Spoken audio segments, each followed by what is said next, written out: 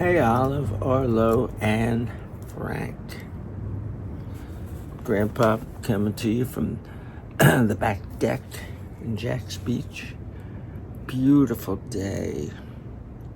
We're finally at the end of the rainy season, so it's not all wet out here. And I guess at some point in time, I'm going to have to figure out how to cover this so I can be out here during the rainy season, but it's just a beautiful fall day.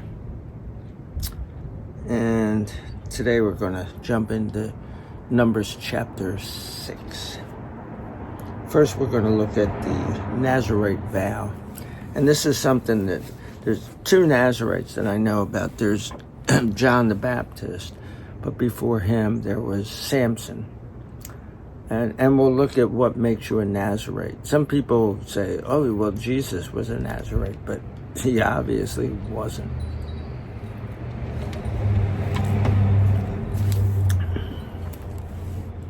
Then the Lord spoke to Moses, "Speak to the Israelites and tell them, when either a man or a woman takes a special vow, to take a vow as a Nazarite."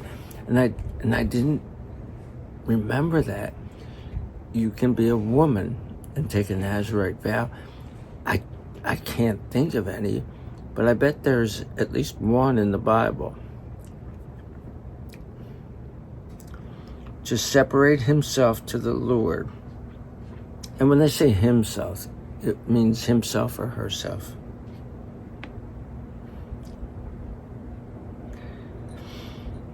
He must separate himself from wine and strong drink. He must drink neither vinegar made from wine, nor vinegar made from strong drink, nor may he drink any juice of grapes, nor eat fresh grapes or raisins. So, I don't know why. I mean, I can understand why you would say, don't drink any wine, don't drink any strong drink. Because if you're a Nazarite, you don't want to be drunk. But it's like anything that has to do with grapes. Nope, you can't do it. All the days of his separation, he must not eat anything that is produced by the grapevine from seed to skin. So you can't have anything from the grape. All the days of the vow of his separation, no razor may be used on his head until the time is fulfilled for which he separated himself to the Lord. He will be holy, and holy means set aside to God.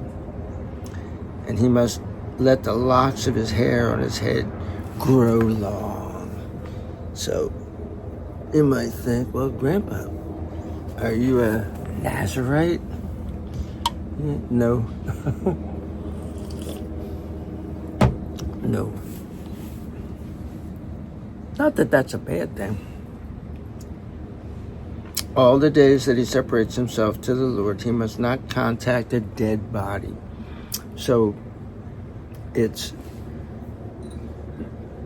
nothing to do with grapes, especially wine and alcohol.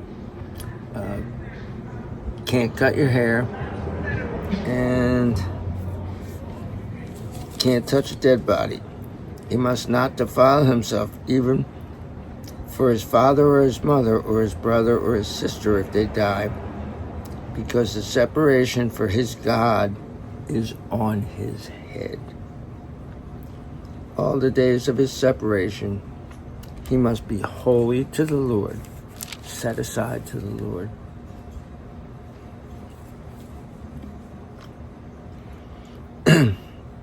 Now here's contingencies for defilement. If anyone dies very suddenly beside him, and he defiles his consecrated head, then he must shave his head on the day of his purification. On the 7th day he must shave it. On the 8th day he is to bring 2 turtle doves or 2 young pigeons to the priest, to the entrance to the tent of meeting. Then the priest will offer one for a purification offering and the other as a burnt offering, and make atonement for him because of his transgression in regard to the corpse. So he must reconsecrate his head on that day. He must rededicate to the Lord the days of his separation and bring a male lamb in its first year as a reparation offering. But the former days will not be counted because his separation was defiled. So we're still in the Nazarite. And it's like, what happens if you accidentally defile yourself? And that's what they're saying. Now we're going to talk about fulfilling vows. And it's a Nazarite vow. It's you're saying, Lord, I'm going to do this. And vows are something that Jesus said, you should just let your yes be yes and your no be no. You shouldn't be making vows on the altar, on Jerusalem. Just when you say yes, it means yes. And when you say no, it means no. No playing around. And that's a big part of Christianity. No playing around. Now, this is the law of the Nazarite.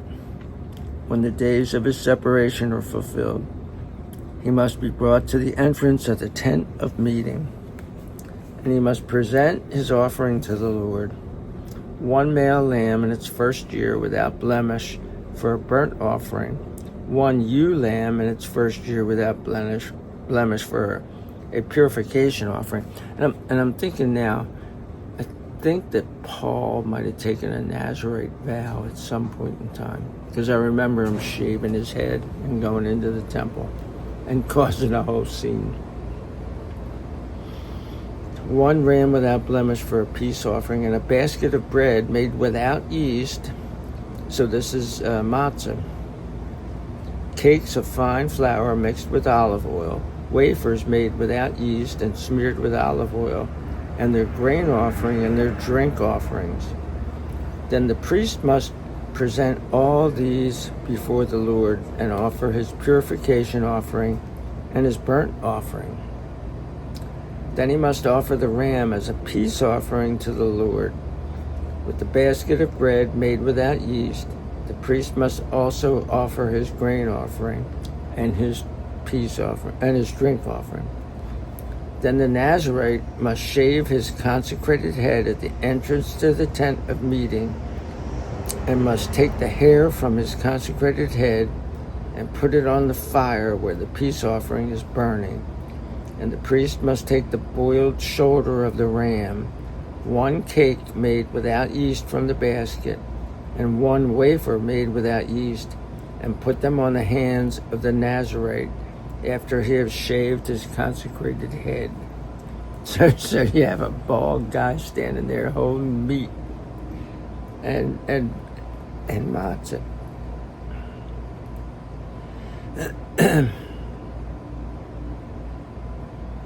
Then the priest must wave them as a wave offering before the Lord. And a wave offering is the...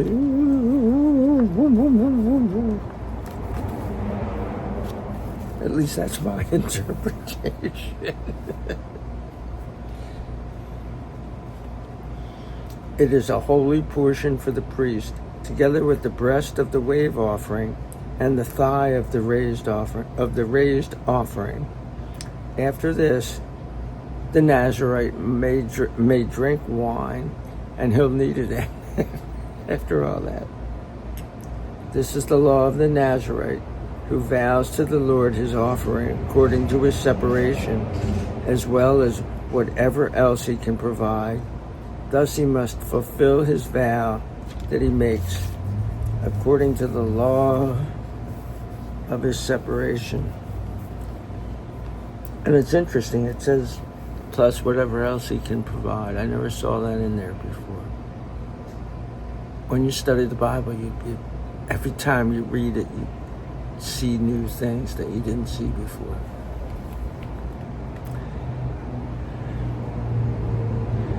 So, we're going to segue into something completely different. to end this chapter, and this is the priestly benediction, and you'll hear this all the time when you're in church. At the end of the service, they'll say this. The Lord spoke to Moses, "Tell Aaron and his sons, this is the way you are to bless the Israelites. Say to them, the Lord bless you and protect you. The Lord make his face to shine upon you and be gracious to you. The Lord lift up his countenance upon you and give you peace. So they will put my name on the Israelites, and I will bless them." Amen. Peace out.